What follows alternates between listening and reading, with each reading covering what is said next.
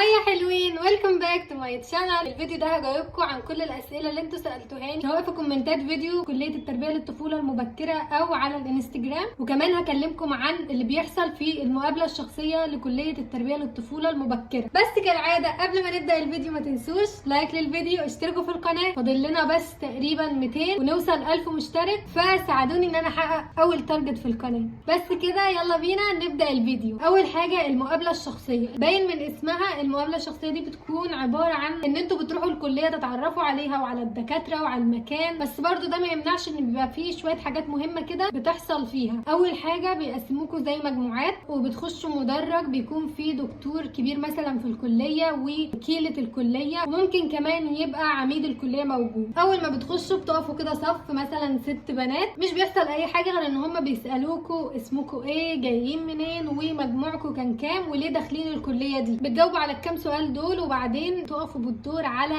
ميزان. ايوه يا جماعه زي ما سمعتوا، ميزان بيشوفوا وزنكم كام، ولو وزنكم زياده شويه بيحاولوا يعرفوا هو الزياده ديت مرضيه ولا زياده طبيعيه من الاكل، وبيدوكم مهله اسبوع ان انتوا تخسوا علشان يشوفوا اذا كان جسمكم قابل ان هو يقل في الوزن ولا لا. بس ما تقلقوش، ده مش بيأثر خالص على دخولكم للكليه، انتوا كده كده بقيتوا في الكليه. هقول لكم ايه اللي ممكن يخرجكم منها في الاختبارات الجايه، فما تقلقوش خالص من موضوع الوزن ده. لو حد وزنه زياده شويه هو يعتبر مجرد اجراء روتيني مش اكتر. بعد كده بتخشوا على الاختبار اللي بعده، هو في الموسيقى. بتدخلوا قاعه الموسيقى وبتقعدوا مع دكتور، بتخشوا فرد يعني مش بتقعدوا مجموعه زي الاختبار اللي قبل ده. بيبقى حاجه بسيطه قوي ان الدكتور بيخبط خبطه معينه على الترابيزه اللي قدامه وبيقول لكم ان انتوا تكرروا الحركه دي، زي مثلا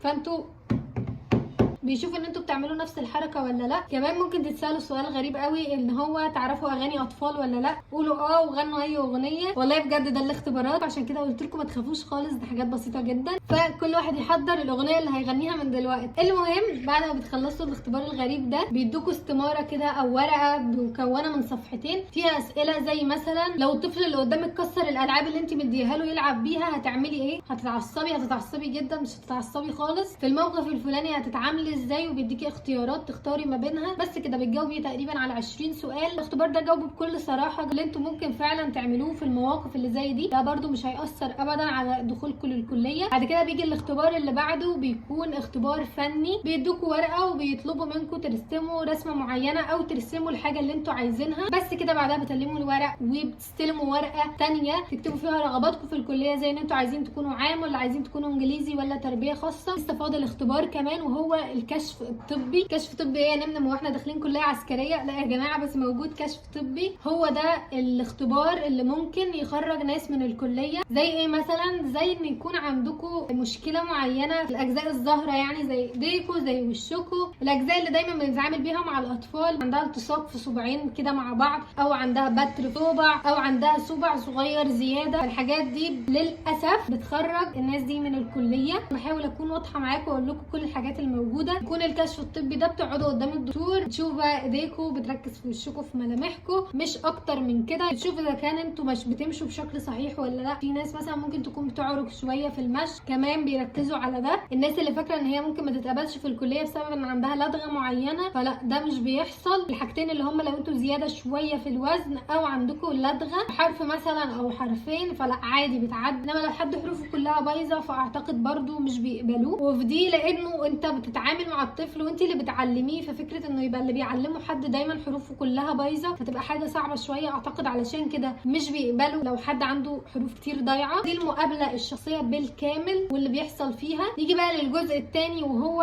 اجابتي على اسئلتكم اللي سالتوها لي في الكومنتات وكمان على الانستجرام بخصوص كل حاجه في الكليه. هبدا بالاسئله اللي انتوا سالتوهاني. اكتر سؤال حرفيا سالي اكتر من 100 مره هو الفرق ما بين تربيه للطفوله المبكره وتربيه طفوله. اوكي يا جماعه، بصوا، التربيه للطفوله المبكره دي كليه منفصله لوحدها، زي مثلا تربيه تجاره علوم كليه لوحدها. اما تربيه طفوله هي قسم جوه كليه التربيه، فده اول فرق ما بينهم. تاني حاجه، كليه التربيه للطفوله المبكره هي اللي كان اسمها زمان رياض اطفال، فهي بتتعامل مع الطفل في سن الروضه، سن اللي هو من 3 او 4 سنين ل6 سنين. اما تربيه طفوله فتعاملها الاكتر مع طفل سن الابتدائي. ده اللي ينقلنا للفرق الثالث، هو اللي بندرسه بيدرسوا للطفل جوه الكليه دي بيختلف عن الكليه التانية. اول حاجه تربيه طفوله مبكره، علشان بنتعامل مع طفل مرحله روضه، فمش بيبقى التعليم الاساسي بتاعه اكاديمي اللي هو مثلا عربي وحساب، وتكون اكتر مهارات حياتيه. بعرفه مثلا الحيوانات، بعرفه الخضار، بعرفه عن نفسه، بعرفه ايه الصح ايه الغلط. بحط الطفل على اول خطوه في كل حاجه. الطفل بيبقى جاي الروضه ما عندهوش اي معلومات، انت اللي بتحطيه على اول خطوه، والخطوه دي اللي اول ما تتحط مستحيل حد بعد كده يقدر يغيرها. اما بالنسبه للطفوله بس ده بيكون التعليم اكتر اكاديمي، زي انه مثلا عربي حساب، حاجات كلها اوليه، بس بيبقى عندك منهج اكتر. حتى لو المنهج بسيط بس بيكون في منهج، وبتكون الحاجات اللي بتدرسوها له دي حاجات اكاديميه بالنسبه له. فده الفرق بالنسبه للتدريس بين الاتنين. طيب بالنسبه لمجال الشغل، هل ينفع وانا تربيه طفوله مبكره ادي مثلا دروس كده على قدي لاولى وثانيه ابتدائي؟ بالنسبه للشغل ده بصراحه لو هتكلم انا عن وجهه نظري، انا شايفه ان كل واحد يخليه في مجاله احسن، علشان ندي فرصه اكتر للناس ان هي تشتغل بشهادتها. ده اول سؤال اتسال لي. تاني سؤال كان الفرق ما بين تربيه خاصه وعلوم اعاقه. تربيه خاصه دي قسم داخل كليه التربيه للطفوله المبكره، اما علوم اعاقه فدي كليه منفصله لوحدها وموجوده في عين شمس ومش موجوده في اغلب المحافظات. فانه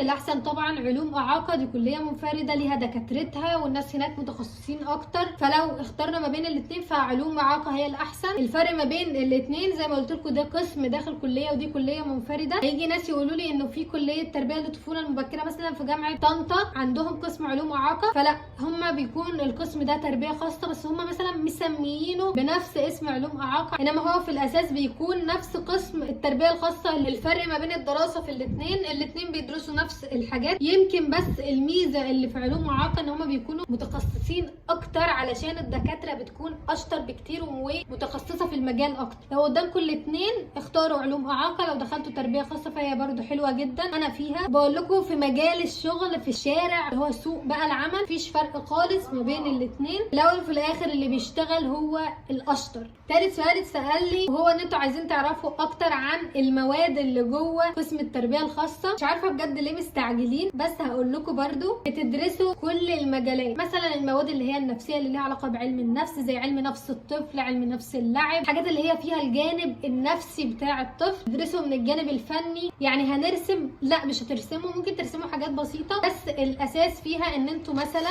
لما تدوا للطفل ورقه فاضيه زي دي يرسم فيها، تقدروا تحللوا شخصيه الطفل او اللي بيمر بيه من خلال رسمته اللي رسمها دي. في ماده خاصه للموضوع ده، ايه الرسوم اللي المفروض الطفل من مرحله سنه لسنتين يرسمها، الحاجات اللي المفروض من سن 5 ل6 سنين يرسمها، ازاي تحللي يعني شخصيه الطفل من خلال رسومه. وان كمان لو عايزه تعرفي نفسيه الطفل وتقيميها تقدري تقيميها من خلال رسوماته وتعبيره عن نفسه وعن اهله من خلال الرسم. فده بالنسبه للجانب الفني كده بشكل مختصر. الجانب الموسيقي برضو قلت لي ان انتوا مش بتعرفوا تعزفوا على الالات، انا كمان مش بعرف اعزف على الات، بس الفكره ان انتوا تتعلموا حاجه جديده، مهاره جديده، خشوا الكليه بشغف وبحب ان انتوا تكتسبوا خبرات ومهارات جديده، زي ان انا امسك آلة اول مره امسكها واجرب اعزف عليها. لو عايزين تعرفوا اكتر عن الماده فالفكره ان انتوا تسموا مجموعات، كل مجموعه مسؤوله لاخر الترم ان هي تفضل تتدرب على نغمه اغنيه معينه، وتكون اغنيه اطفال في اخر السنه بتعزفوها مع بعض، ودرجتكم بتكون جماعيه. ده بالنسبه للمواد. كمان بتدرسوا حاجات ليها علاقه بالحركه بتاعه الطفل، التكوين بتاع جسم الطفل، زي مثلا ان انتوا تعرفوا شكل الجسم الصحيح، مثلا تعرفوا العضلات شكلها هيكون مفروض عامل ازاي، لان انتوا بتتعاملوا مع الطفل من قريب قوي، فلازم تعرفوا هل الطفل ده عنده مشكله، زي مثلا انه عنده اعاقه مثلا في رجليه والام والاب مش واخدين بالهم، فمسؤوله انت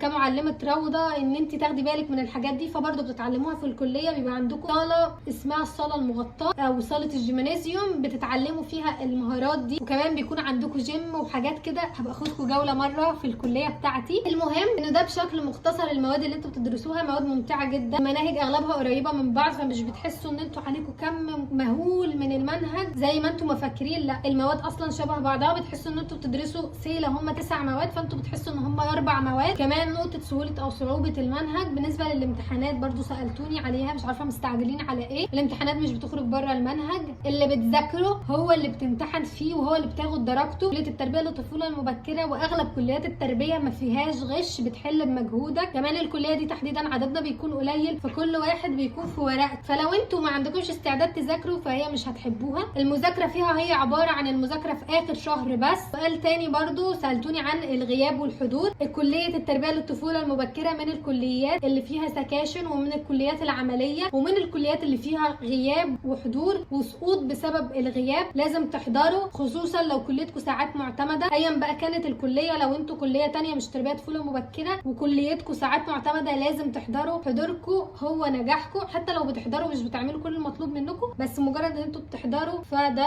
90% من نجاحكم. فلو انتوا مش من الناس اللي ناويه تحضر اصلا فما انصحكوش بيها، علشان هتتخنقوا وهتحسوا ان هي ضغطاكوا قوي. بس ده مش معناه ان مفيش غياب خالص، لا، بيبقى متاح لكم مرتين غياب من كل ماده. ولو غبتوا لسبب مرضي مثلا بتقدموا شهاده بيتشلكوا كل الغياب بتاعكم. سالتوني كمان عن مصاريف قسم التربيه الخاصه. مصاريف قسم التربيه الخاصه لكل جامعه مختلف. انا مثلا كليتي لما دخلتها كان ب 5000 الا مثلا 200 او 300. كل سنه بيزيد على الطلبه الجديده. يعني مثلا انا داخلاها وهي 5000، هفضل لحد ما اتخرج بدفع كل سنه 5000. دي مثلا دخلتيها وهي 7000، فكل سنه هتدفعي 7000. في كليات بتسمح بالتقسيط او بيسيبوا لكم شهر ان انتوا تجمعوا فيها الفلوس، بس لو ما دفعتوش المصاريف لاخر السنه بتتحجب عنكم النتيجه. غير كده بالنسبه للحضور بتحضروا عادي جدا، بس اول سنه لازم تدفعوا المصاريف مقدم علشان يسجلوا اسمكم في القسم. ما اقدرش اقول لكم هي بكام بالظبط، لان كل سنه السعر بيختلف، ولان كل جامعه بتحدد مبلغ بناء عليها، هي ملهاش علاقه بالجامعات التانية. كمان سالتوني ايه الاحسن ما بين الكليات، زي مثلا ايه الاحسن، تربيه طفوله مبكره ولا تربيه طفوله ولا اداب ولا تجاره. اجابتي الوحيده على السؤال ده ادخلوا الحاجه اللي انتم مايلين لها اكتر. زي مثلا ان انتم حابين الاطفال، لما كلمتكم عن المجال حسيتوا ان هو ده لاقيين نفسكم فيه فخشوا تربيه طفوله مبكره. لقيتوا نفسكم اكتر في تربيه طفوله فخشوا تربيه طفوله. تجاره مجال مختلف تماما، فما ينفعش تقارنوا بينها وما بين تربيه طفوله. كمان سالتوني عن مجال الشغل وان انا اكلمكم اكتر عنه. زي ما قلت لكم مجال الشغل بالنسبه لتربيه طفوله مبكره هو الروضه، سواء بقى روضه خاصه مثلا تشتغلي مع حد، او روضه بتاعتك انت، او